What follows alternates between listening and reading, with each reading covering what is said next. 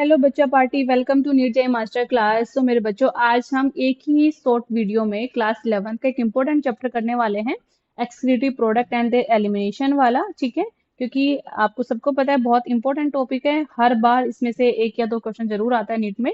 ठीक है, तो आप लोग ध्यान से देखिएगा। जल्दी से हम इस चैप्टर को सारी इंपॉर्टेंट चीजों के साथ कवर करने की कोशिश करते हैं। ओके, तो बेटा इसका नाम ही क्या है चैप्टर का? एक्सक्रीटरी प्रोडक्ट, मतलब कि जो भी वेस्ट प्रोडक्ट है वो क्या है और उनका एलिमिनेशन कैसे होता है बॉडी से, वो ही आज हम पढ़ेंगे। एक्सक्रीशन क्या है कि भाई मेटाबॉलिक वेस्ट को बॉडी से आउट करना ही एक्सक्रीशन कहलाते हैं। मेन फॉर्म क्या है वेस्ट की? अमोनिया की फॉर्म हो सकती है, यूरिया और यूरिक एसिड की। तो टाइप ऑफ नाइट्रोजनस वेस्ट जो है मेरे बच्चों, वो क्या है? सबसे पहले हम पढ़ेंगे अमोनोटैलिक, मतलब कि वो ऑर्गेनिज्म जिनका वेस्ट प्रोडक्ट अमोनिया होता है उनको अमोनोटैलिक बोला जाता है।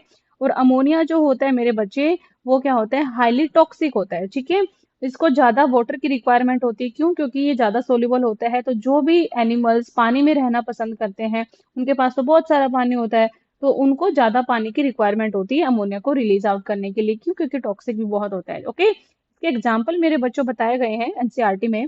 बोनीफिशिस एंड एम्फीबियंस इसके एग्जाम्पल है। ओके, नेक्स्ट आता है आपका यूरियोटेलिक। यूरियोटेलिक का मतलब क्या होता है कि जो यूरिया का एक्सक्रीशन करते हैं, ये टॉक्सिक होता है लेकिन कम टॉक्सिक होता है अमोनिया से। तो इसको आप लिख देंगे कि लेस टॉक्सिक है।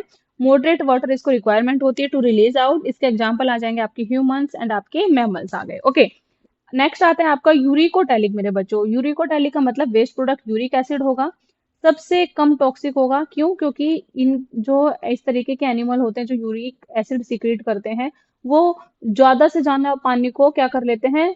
एब्जॉर्ब कर लेते हैं, उसको कंजर्व करके रखते हैं, और उनका जो वेस्ट होता है वो पेस्ट की फॉर्म में होता है।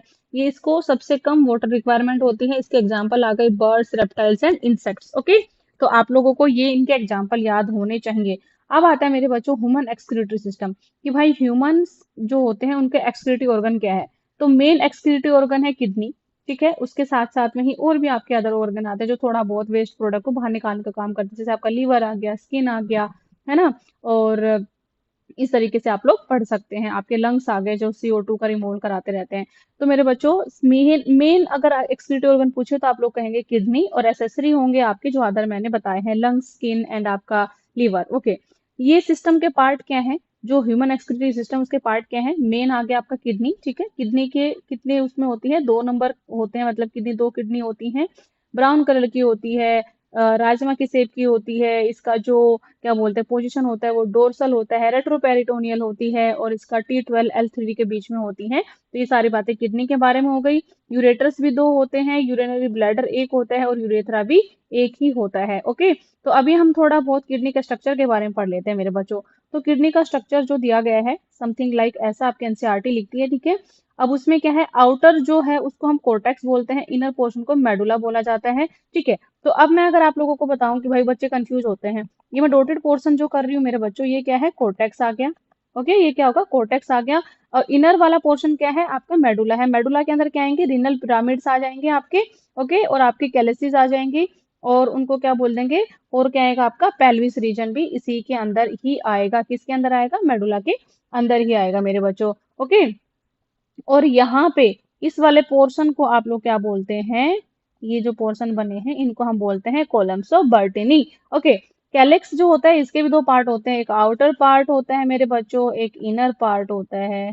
ठीक है, आई थिंक सारी चीजें हमारी कवर हो गई हैं। अगर हम बात करें कि आउटर जो है किससे बना होता है, रिनल आपका जो क्या बोलते हैं, आउटर जो है मेडअप होता है dense fibrous irregular connective tissue का, और इनर वाला पोर्शन बना होता है एडिपोज लेयर का, वो शॉक एब्जॉर्बर की तरह भी काम करता है मेरे बच्चों।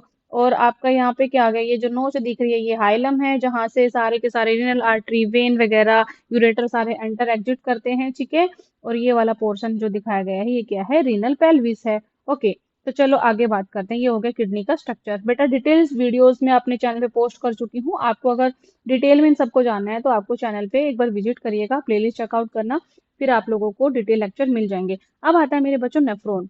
हमें क्या पता है कि भाई किडनी की जो फंक्शनल यूनिट होती है वो क्या होती है? नेफ्रॉन होती है। हर एक किडनी के पास में 1 मिलियन के आसपास नेफ्रॉन प्रेजेंट होते हैं।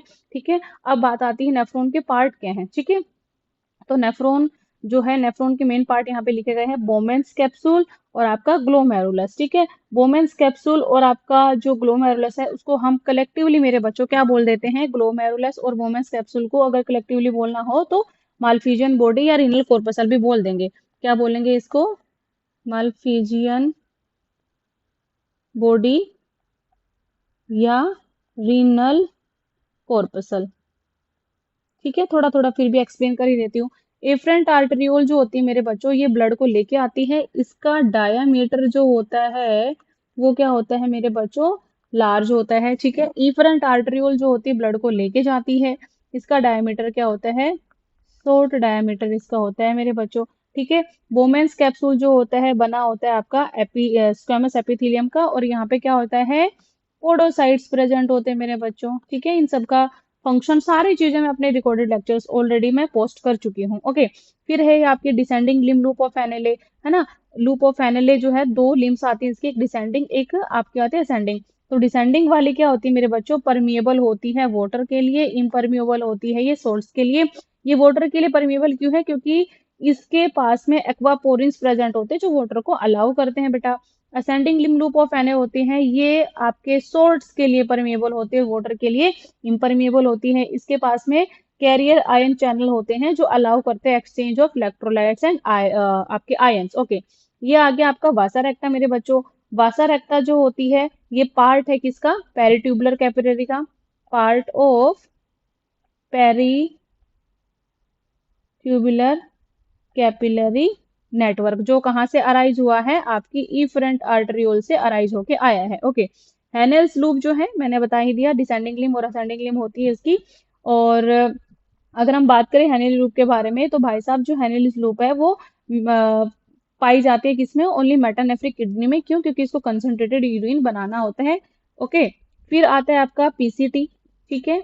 पीसीटी के बारे में अगर आप लोग बोलेंगे कि मैम पीसीटी क्या काम कराती है, तो पीसीटी जो होती है उसके पास में क्या होती है, इसकी लाइनिंग होती है ब्रश बॉर्डर क्यूबिडल एपिथेलियम की। यहाँ पे माइक्रोविलाई प्रेजेंट होती हैं, ठीक है, जो रीअब्जॉर्प्शन के एरिया को बढ़ा देती है। मैक्सिमम रीअब्जॉर्प्शन जो होता है मेरे बच्चों यहीं पे होता है 70 से 80%, जिसमें आपके इलेक्ट्रोलाइट्स, आपका वाटर, आपके और अदर चीजें जो हैं ग्लूकोज वगैरह वो यहाँ पे रीअब्जॉर्ब हो जाते हैं। फिर आता है मेरे बच्चों डिस्टल कॉन्वोल्यूटेड ट्यूब्यूल। ये एक तरीके का आप बोल सकते हैं कि कंडीशनल या फैकल्टेटिव रीअब्जॉर्प्शन करवाती है। किसके अंडर काम करवाती है ये काम करती है एडीएच और एल्डोस्टेरोन के अंडर, ठीक है, यस। और कलेक्टिंग डक्ट जो होती है मेरे बच्चों ये ओनली एडीएस के ऊपर काम करती है। एडीएस यहाँ पे काम करता है, जो क्या करता है, यहाँ से वाटर को ज्यादा से ज्यादा रिएब्जॉर्ब कर लेगा और साथ में ही यूरिया का रिलीज आउट भी करते हैं, ताकि इंटरस्टिशियम में ये जो पोर्शन है उसमें ऑस्मोटिक बैलेंस बना रहे मेरे बच्चों। तो ये था आपका नेफ्रॉन का स्ट्रक्चर। आई होप आप लोगों को बहुत अच्छे तरीके से समझ में आया होगा। अब नेक्स्ट टॉपिक आपके एनसीईआरटी में दिया है मेरे बच्चों, आई थिंक कुछ चीजें रह गई हैं, ये इनको भी डिस्कस कर लेते हैं। मैंने लिखा हुआ था पार्ट ऑफ नेफ्रॉन, बोमेंस कैप्सूल और ग्लोमेरुलस आपका फिल्ट्रेशन का काम कराते हैं, ठीक है। पीसीटी सबसे ज्यादा रीअब्जॉर्प्शन कराती है। Loop of Henle counter current mechanism बनवाती है और वाटर का रीअब्जॉर्प्शन करती है। अब आप लोग बोलेंगे ma'am loop of Henle counter current mechanism कैसे बनाती है, उसका भी ऑलरेडी रिकॉर्डेड लेक्चर है। Loop of Henle vasa recta के साथ मिलके ये दोनों जो है एक दूसरे के अपोजिट जो है क्या बोलते हैं, फ्लो करता है इनके अंदर फ्लूइड, जिसकी वजह से काउंटर करंट बनता है। वो सारी चीजें मैं आगे बताऊंगी आप लोगों को। डीसीटी जो होता है इसके अंदर सेलेक्टिव रीअब्जॉर्प्शन होता है, सिक्रीशन भी होता है कलेक्टिंग डक्ट के अंदर, फाइनल यूरिन की कंसंट्रेशन बन जाती है, कंसंट्रेटेड यूरिन मेरे बच्चों वहां पे बनता है, ओके। अब आगे पढ़ते हैं यूरिन फॉर्मेशन। यूरिन फॉर्मेशन होने के लिए बेटा 3 स्टेप लगते हैं। पहला आता है ग्लोमेरुल फिल्ट्रेशन, जो किसके अंदर, बोमेंस कैप्सूल के अंदर होता है। हर रोज 180 लीटर 80 लीटर जो आपका फिल्ट्रेट होता है वो फिल्टर होता है, ठीक है, जिसके अंदर 99% चीजें मेरे बच्चों रीअब्जॉर्ब हो जाती हैं और बाकी बचा 1% वो यूरिन बनाता है, ठीक है। यस बचा पार्टी। अब ट्यूबुलर रीअब्जॉर्प्शन का मतलब क्या होता है, 99% वाटर और यूजफुल सब्सटेंसेस जो है रीअब्जॉर्ब हो गए हैं यहाँ पे। सिक्रीशन में क्या है, आपके जो क्या बोलते हैं बॉडी के अंदर जो है osmolarity बनी रहे, जिसकी वजह से सिक्रीशन होता है एक्स्ट्रा पोटेशियम आयन का, हाइड्रोजन आयन का, अमोनिया का, और ये सारी सारी चीजें फिल्ट्रेट में ऐड हो जाती है दोबारा से। और जो फाइनल यूरिन बनता है 1.5 लीटर बनता है पर डे, जैसे कि मैंने आप लोगों को बताया 180 लीटर ब्लड क्षमता है, जिसके अंदर से 99% रीअब्जॉर्ब होगा, क्योंकि इसके अंदर इंपॉर्टेंट चीजें थी वो बॉडी से बाहर नहीं जाने चाहिए, और उसकी वजह से 1.5 लीटर जो है पर डे आप क्या होता है बेटा, यूरिन बन जाता है। अब आता है मेरे बच्चों counter current mechanism. Counter current mechanism का मीनिंग क्या होता है कि यहाँ पे बेटा फ्लूइड्स का फ्लो होता है किसमें, ऑपोजिट डायरेक्शन में, ठीक है, ऑपोजिट डायरेक्शन में। तो अब आप लोगों से कोई पूछे कि भाई जो काउंटर करंट बना है किस किस के बीच में बना है, ठीक है, तो आप लोग क्या बोलेंगे कि पहला जो काउंटर करंट बनता है मेरे बच्चों किस किस के बीच में बनेगा, आपका जो इन between two limbs of loop of NL है, ठीक है। कैसे, एक लिम्ब तो क्या होती है, डिसेंडिंग होती है, दूसरी असेंडिंग होती है, जिनके अंदर डिसेंडिंग वाली के अंदर मेरे बच्चों ये वाली अगर आप लोग देखेंगे ये नीचे की तरफ इसके अंदर मूवमेंट हो रहा है, असेंडिंग वाली में क्या होगा, ऊपर की तरफ मूवमेंट होगा, तो बन गया ना काउंटर करंट इस तरीके से। दूसरा बनेगा मेरे बच्चों in between two limbs of vasa recta, ठीक है। आई थिंक मुझे यहाँ पे टू लिम्स की जगह टू लूप लिख देना चाहिए, two loop of, yes yes, और इनमें लिखना है मैंने in between two limbs of vasa recta, ठीक है। वासा रेक्टा में भी ऐसा ही होता है, वो एकदम क्लोज में मेरे बच्चों क्लोज प्रोक्सिमिटी होती है लूप ऑफ एनेलिक, उसमें फ्लो करता है उसके अंदर फिल्ट्रेट, ठीक है। तो ये वाली क्या हो गई, डिसेंडिंग लिम लूप ऑफ एनेले, ये वाली असेंडिंग लिम लूप ऑफ एनेले होता है, तो इनके अंदर देखिए बन गया ना, अपोजिट फ्लो हो रहा है, तो इनके बीच में हो गया। और एक काउंटर करंट बनता है मेरे बच्चों in between loop of Henle and vasa recta, loop of Henle and vasa recta, ठीक है। तो इस तरीके से 3 बार जो है आपका काउंटर करंट बनता है। अब आपको अगर कोई पूछे कि भाई काउंटर करंट कैसे बना, तो लूप ऑफ एनेले और वासा रेक्टा मिलके काउंटर करंट सिस्टम बनाते हैं।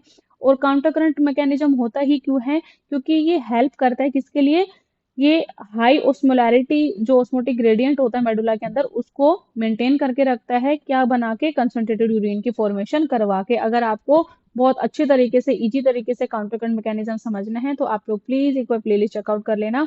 रेगुलेशन जो होता है मेरे बच्चों किडनी का, वो कैसे होता है, देखो यहाँ पे एडीएच जो होता है, एडीएच का दूसरा नाम क्या है, वैसोप्रेसिन है, वो इंक्रीज करता है मेरे बच्चों वाटर की रीअब्जॉर्प्शन, ठीक है। ये सारी चीजें मैंने बताई हुई थी कि भाई कैसे कैसे काम होता है। एल्डोस्टेरोन जो है इंक्रीज करता है सोडियम रीअब्जॉर्प्शन। एल्डोस्टेरोन वाला कहाँ पे आया है, ये आपका रिलेटेड होगा रास मैकेनिज्म से, क्योंकि हमें पता है रास मैकेनिज्म जो होता है वो कैसे काम करता है कि भाई जब भी बीपी और जो आपकी ग्लोमेरुलर फिल्ट्रेशन रेट कम हो जाती है तो जे जी सेल पे एक्ट होता है, जे जी सेल रिलीज करती है रेनिन, रेनिन एंजियोटेंसिनोजन को एंजियोटेंसिन 1 में कन्वर्ट करता है, एंजियोटेंसिन 1 से 2 में कन्वर्ट होता है, और एंजियोटेंसिन 2 एक स्ट्रॉन्ग वैसोकॉन्स्ट्रिक्टर होता है, ठीक है। यहाँ से रीअब्जॉर्प्शन होती है, ओके, और ये फिर एड्रेनल ग्लैंड के ऊपर काम करता है, एड्रेनल कोर्टेक्स से एल्डोस्टेरोन निकलता है जो मेरे बच्चों इंक्रीज करवा देता है सोडियम की रीअब्जॉर्प्शन। आई थिंक आपको समझ में आ गया, ठीक है। एएनएफ जो होता है मेरे बच्चों एट्रियल नाइट्रोटिक फैक्टर, ये क्या करता है, डिक्रीज करता है ब्लड प्रेशर को। डिटेल में मैं नहीं बताने वाली क्योंकि ऑलरेडी मैं सारी चीजें बता चुकी हूँ बेटा।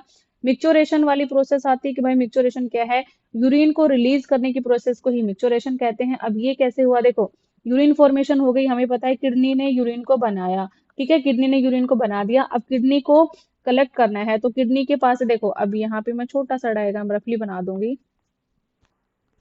यस, ये आपकी किडनी है, ठीक है। किडनी ने क्या किया, यूरिन की फॉर्मेशन करी।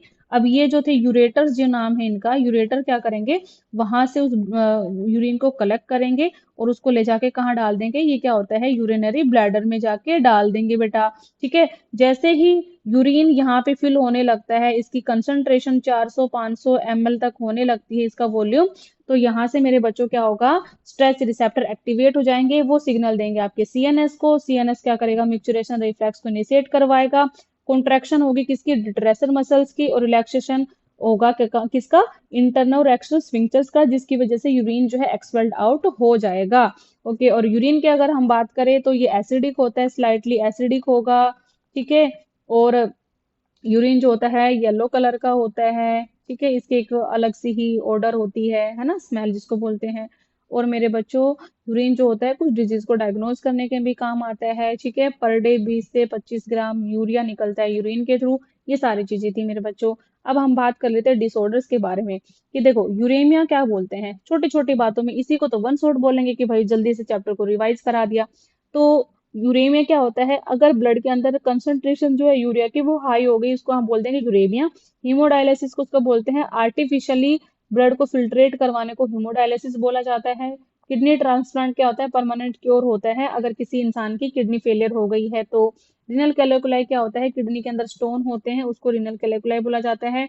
और ग्लोमेरुलस नेफ्राइटिस क्या होता है मेरे बच्चों, अगर इन्फ्लामेशन हो जाए ग्लोमेरुलाई के अंदर तो उसको हम क्या बोल देते हैं बेटा, ग्लोमेरुलो नेफ्राइटिस उसको हम बोल देते हैं। तो मेरे बच्चों ये था आपका वन शॉट में complete excretive product and elimination वाला चैप्टर, जिसके अंदर हमने क्या क्या कवर कर लिया। नाइट्रोजन बेस कवर करे क्या होते हैं, ह्यूमन रेस्पिरेटरी सिस्टम, नेफ्रॉन का स्ट्रक्चर पढ़ा, यूरिन की फॉर्मेशन क्या होती है, रेगुलेशन कैसे होता है, काउंटर करंट मैकेनिज्म पढ़ा, मिक्सचरेशन का पढ़ा, डिसऑर्डर्स पढ़ लिए। तो ये सारे मिलके जो है वन शॉट के अंदर मेरे बच्चों मैंने कोशिश करी है आप लोगों को थोड़ा बहुत समझ भी आए और आपका चीजें रिवाइज भी हो जाए। तो इसी तरीके से वन शॉट चैप्टर्स के लिए चैनल को सब्सक्राइब करना ना भूले। All the very best student, ठीक है। और जल्दी से सब्सक्राइब करके रख लो ताकि आप लोगों को नोटिफिकेशन टाइम टू टाइम मेरे बच्चों मिलते रहें। तो मेरे बच्चों ये था आपका पूरा one shot chapter. I hope आप लोगों को बहुत अच्छे तरीके से समझ में आया होगा। ठीक है बेटा जी, मिलते हैं फिर नेक्स्ट वीडियो में। Bye bye.